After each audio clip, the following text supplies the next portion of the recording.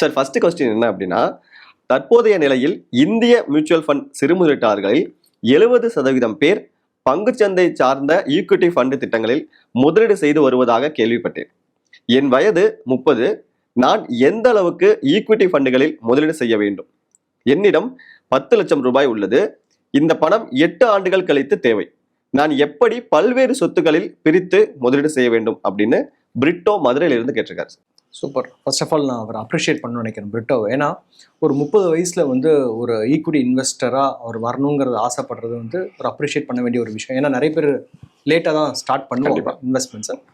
So இப்போ ஒரு 30 வயசு அண்ட் கையில் வந்து 10 லட்ச ரூபா வச்சிருக்காரு அண்ட் 8 வருஷம் அவர் வந்து ஹோல்ட் பண்ண முடியும் அப்படிங்கிற மாதிரி சொல்லியிருக்காரு.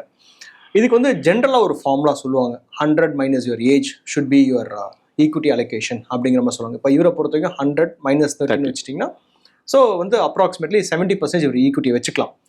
இது வந்து ஒரு ஸ்டாண்டர்டாக வச்சுக்கவும் முடியாது. இது வந்து ஒரு ஜென்ரிக்கான ஒரு formula, but it is not applicable for every one. எல்லாருக்குமே இது பொருந்துமான்னு கேட்டிங்கன்னா பொருந்தாது. ஏன்னா 30 வயசு இண்டிவிஜுவலுக்கு கூட ஏன் வந்து அது வச்சிருக்காங்கன்னா 30 வயசு இண்டிவிஜுவலால ரிஸ்க் நிறைய எடுக்க முடியும் அப்படிங்கிற மாதிரி வைக்கிறாங்க. ஆனால் அவங்களோட ஃபேமிலி சுச்சுவேஷன் நமக்கு தெரியாது. நாங்கள் நிறைய கஸ்டமர்ஸை பார்த்துருக்கோம், 60 வயசுக்கு மேலே கூட ஈக்விட்டி ஹோல்டிங்கை ஸ்ட்ராங்காக வச்சிருக்க இன்வெஸ்டர்ஸும் இருக்காங்க. ஏன்னா அவங்களுக்கு டிபெண்டன்ஸ், ஃபினான்ஷியல் டிபெண்டன்ஸ் யாருமே இருக்க மாட்டாங்க. So he can take that risk. But அந்த 30 வயசுல இருக்கும்போது அவருக்கு பிரதர் இருக்கலாம், சிஸ்டர் இருக்கலாம், அவருக்குன்னு ஒரு கமிட்மெண்ட் இருக்கலாம்.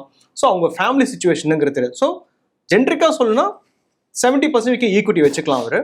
அண்ட் பேலன்ஸ் இருக்க அந்த 30% ஒரு 10% டெட்டில் வச்சுட்டு 20% கோல்டு மாதிரியான இன்வெஸ்ட்மெண்ட்ஸில் கோல்டு ETF மாதிரி போயிடுறது பெட்டர்.